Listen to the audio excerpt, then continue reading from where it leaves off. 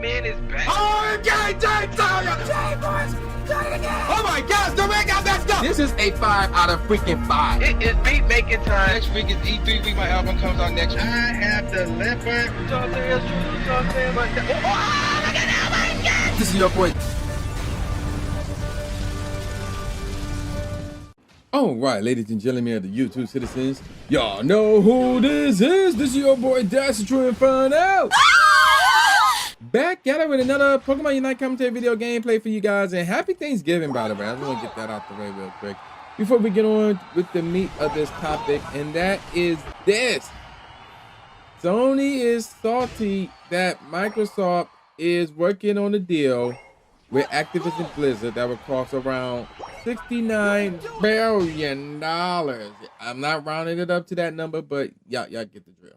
So I think it's like 68.3, 68.7 billion. I forgot what the exact number is, but y'all know what's up. So without the way, here's what's going on here. Obviously, Sony has been trying to plead with countries and their distributors or whoever involved to try and prevent this deal from going down.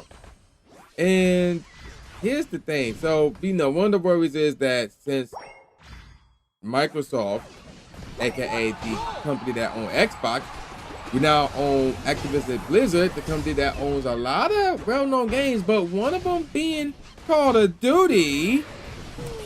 The belief is that Call of Duty will become an Xbox exclusive game. Now, Microsoft has said that wherever games that are under Microsoft Blizzard, or Activision Blizzard, excuse me, will not become Microsoft Xbox exclusive. Sony having a hard time believing that. So check this out. This is a article called from WindowsCentral.com. So check this out. And we're gonna look at the what you need to know section of this article. Microsoft is trying to purchase Activision Blizzard, where they work on the deal to purchase Activision Blizzard for 60 or around, not exactly, but around $69 billion. That deal supposed to go down, if memory serves correctly, June of 2023, memory serves correctly. So sometime next year, like in the middle of next year. Sony is a huge opponent to the deal, traveling to regulators, not distributors, but regulators, to speak out against the proposal, often using Call of Duty as a bargaining chip. So here's the deal. Normally, Microsoft, with this deal go down, will offer a 3-year offer to keep Call of Duty on Sony, on PlayStation. Sony said no.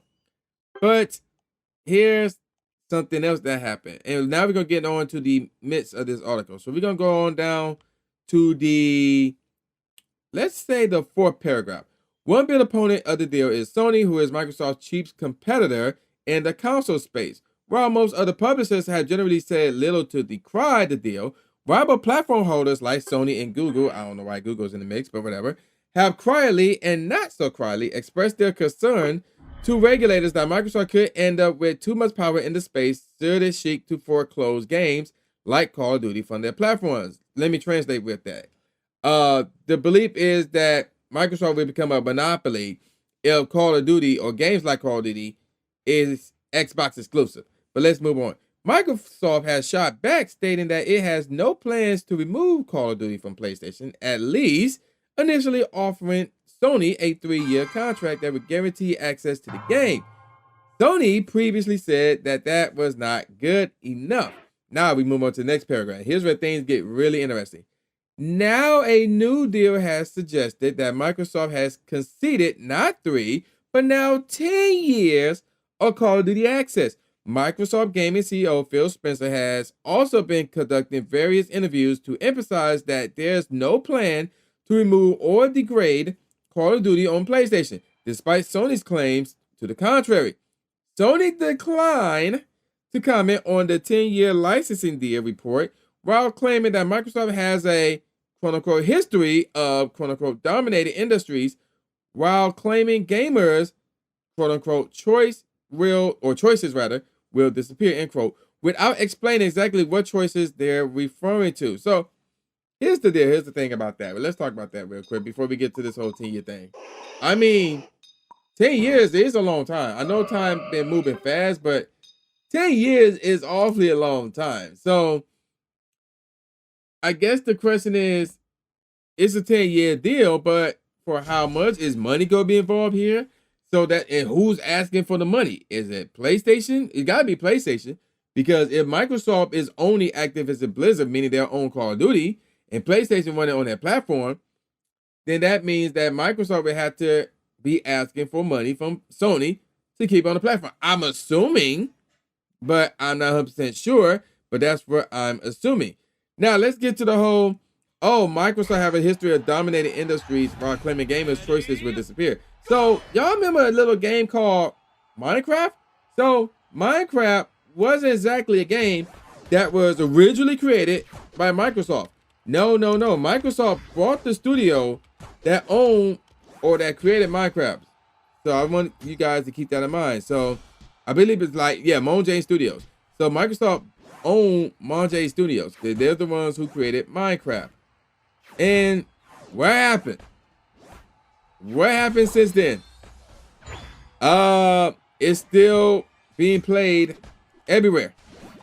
So Minecraft, the owners of Minecraft was bought by Sony. I'm not Sony, but by Microsoft in 2014. And yet you can still play Minecraft everywhere. Now, if you want to argue, well, wait a minute now Minecraft, some of the newer updates and DLCs and stuff like that, they will come out on PC first, which is, Windows. That's under Microsoft as well. And then they'll come out on Xbox systems. And then the likes of PlayStation systems, we'll get it later. And we don't know where Nintendo comes into play with this. But since Nintendo and Microsoft have, worked together in the past, I would not be surprised if the Nintendo Switch or Nintendo system get the Minecraft DLC or updates before PlayStation. So if you want to bring that into the equation, okay, fine, so be it. I don't know how it is now, but once upon a time it was like that. If you were looking for a certain update on Sony, on PlayStation, and it's not there, that's because it haven't been brought over there yet. Because obviously Microsoft want that update on their system first. So the mindset is, if you want to play this update, you gotta get it on Xbox, or you gotta get it on PC under Windows, whatever the case may be. So could they do that? I mean, that's been a thing with Call of Duty with the DLCs once upon a time. Like, the DLC will be on Xbox a month prior to PlayStation. Now, this is when Activision Blizzard was doing deals with Microsoft, and then they switched it up and started doing deals with Sony before this debacle happened.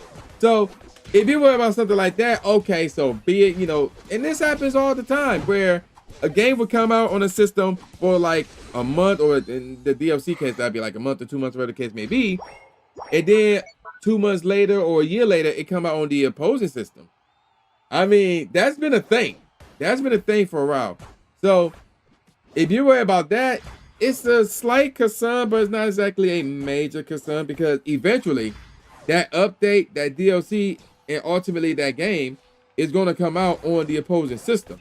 Now, if you're worried about it not coming out on the system at all, again, look at Minecraft. And Minecraft is one of the biggest games of all time in terms of like popularity, in terms of, financially, in my opinion.